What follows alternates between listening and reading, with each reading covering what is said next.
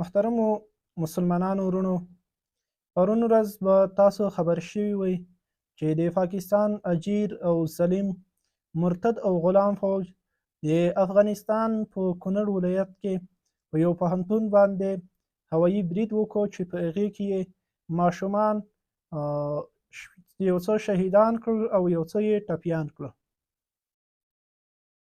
نو په عموم کې یو خبره که موږ او تاسو په دې باندې وکړو، یو فکر په دې باندې وکړو چې پاکستان له موږ نه څه غواړي، ولې پاکستان په موږ باندې دغسې بریدونه کوي. نو پاکستان عمومي فکر دا دی، د پاکستان غوښتنه دا ده، د پاکستان ارمان دا دی چې افغانستان باید داسې یو ملک وي چې هغه هر وخت پاکستان ته محتاج وي، د پاکستان تر امر لاندې وي او د پاکستان د اجازې نه هېڅ شی مو نشي کړی. حتی د ده هغه اقتصاد راکړه ورکړه ټوله د پاکستان په لاس کې وي، هر څه د پاکستان د لیاره باید د دنیا سره وي. ولله الحمد چې اوس د افغانستان اسلامي امارت په راتګ سره افغانستان خودکفا په طرف روان دی او د نړیوالو او د ګاونډیانو له احتیاجه خلاصېدونکی دی. نو دوی دا نشي زغملی چې هغه افغانستان د یو باثباته با امنه او په ځان خودکفا ملک جوړ شي. نو دوی د هغې په مقابل کې بار او بار قسمه هڅې او کوششونه وکړو، د مذاکراتو د لیارې، حتی د غوښتنو د لیارې په نړیوالو سټیجونو کې د افغانستان خلاف د پروپاګنډ خپرولو له لارې هغوی داسې یو پروپاګنډ خپرې کړې چې افغانستان دا د ترهګرو کور دی، افغانستان باید د امن په خپل ځان خودکفا نشي. نو قسمه طریقې دوی وسنجولې، خو آخر دوی د خپل لاسه او هم د امریکا په غوښتنه دوی مجبور شو دې ته چې دوی باید په جنګ باندې لاس پورې کړي، بله د دوی د حل لاره نه وه، ځکه هغه په کلونو غلطول او په کلونو افغانستان ته یو فکر ورکول، د افغانستان د خلکو تیر ایستل، هغه نن د دوی د لاس نه وتلی دي. نو دوی مجبور شو چې دی جنګ وکړي. خو لیکن کله چې یو ملک یا یو کس د چا سره جنګ کوي، نو کوشش کوي چې لومړی د دوی هغه څه له منځه یوسي چې د کوم څه نه ده ته ډېره خطره وي، ډېر ډار د چې شي نه کېږي د ده، نو هغه باید له منځه یوسي. نو جنګ چې کېږي، د یو ملک جنګ چې کېږي د بل ملک سره، هغه په دوو شیانو باندې کېږي، یو په عقیده او بل په اسلحه. دغه دوه شیان که کوم ملک ولري، نو هغه کولی شي چې د هر چا سره جنګ وکړي. پاکستان د هغې علما هغه په دې باندې لګیا دي چې خلکو ته دا فکر ورکړي چې پاکستان یو اسلامي ملک دی، د هغوی مشران ښه خلک دي، یا حافظان دي او یا دي او یا دا دي، دا فکر ورکوي. او بل طرف ته د دوی چې کوم ظلمونه دي په پښتونخوا کې، په عموم کې په مسلمانانو باندې، حتی د فلسطین مسلمانان د دوی نه په امن پاتې نه شو، هغه ظلمونه د دوی هغه دوی پټوي د خلکو نه. نو دغه دوه شیان اوس دوی چې د موږ سره جنګ کوي، نو دوی کوشش کوي چې د موږ نه دوه شیان واخلي، یو عقیده او بل چې دی اسلحه. عقیده د انسان چې جوړیږي هغه د مدارسو او د دین د لیارې جوړیږي. تاسو ولیدل چې بار په دغه څو ورځې جنګ کې بار دوی د موږ مدرسې بمبار کړې، د دې په خاطر چې د افغانستان هغه آینده نسل او کوم کم عمره خلک د دوی چې مدرسې وایي، هغوی د مدرسې نه زړه موړ کړي، هغه د مدرسې نه یو طرف ته شي تر څو دوی هغه پخه عقیده زده نه کړي. او دویم جنګ په اسلحه کېږي، او اسلحه چې جوړیږي او زده کېږي هغه د پوهنتون د لیارې کېږي. نو دوی د موږ پوهنتونونه ولي تر څو د موږ خلک، د موږ ځوانان هغه د اسلحې په جوړونه، د اسلحې په زده کولو باندې پوه نشي. نو دوی د موږ نه دغه دوه شیان اخیستل غواړي. نو موږ ته پکار دی چې په دغه دوه شیانو کې موږ باید ډېر کوشش وکړو. پاکستان ته چې موږ دښمن وایو، لسګونه کاله د موږ دغه چیغې دي چې پاکستان د موږ دښمن دی، د موږ دښمن دی. نو دښمني باید په نره باندې وکړو. نو په نره چې دښمني کو، هغه څوک چې مدرسې وایي هغه باید په نره مدرسې ووایي، داسې عقیده جوړه کړي د پاکستان خلاف او یا په عموم کې د کفر خلاف، چې که ضرورت شو استشهادي عملیاتو ته به هر یو تیار وي. او دغه رقم ته هغه څوک د موږ چې په پوهنتونونو کې اوسیږي، هغه باید داسې یو علم، داسې یو تعلیم، داسې یو پرمختګ وکړي چې داسې پرمختللې اسلحې جوړې کړي چې د دنیا یو قوت هم بیا موږ ته په رډه سترګه ونه شي کتلی. نو باید په دې دوه شیانو کې د موږ کوشش وي. دغه دوه شیان د موږ د جنګ اسلحه چې دو هغه د دوه شیان دي، یو عقیده او بل اسلحه. عقیده له مدرسې نه جوړیږي او اسلحه چې دا هغه د مکتب نه جوړیږي.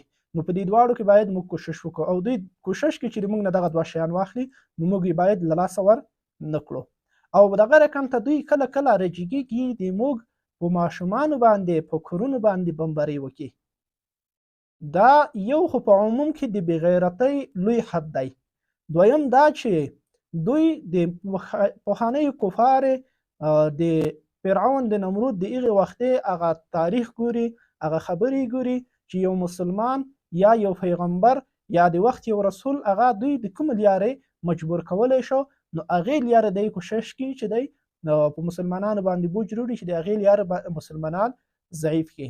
او یا دوی قرآن ګوري چې په قرآن کې د مسلمان د ضعف هغه نقطه څه شی ده، مسلمان په څه شي ضعیف کیږي، مسلمان د څه شي د وجې نه د جهاد نه منع کیږي، نو هغه شیان دی ګوري او د هغې د لارې په موږ باندې بوج وروړي. قرآن کریم کې الله جل جلاله څو شیان موږ ته ذکر کوي چې دغه شیان تاسو د جهاد نه ریمن نه کړي.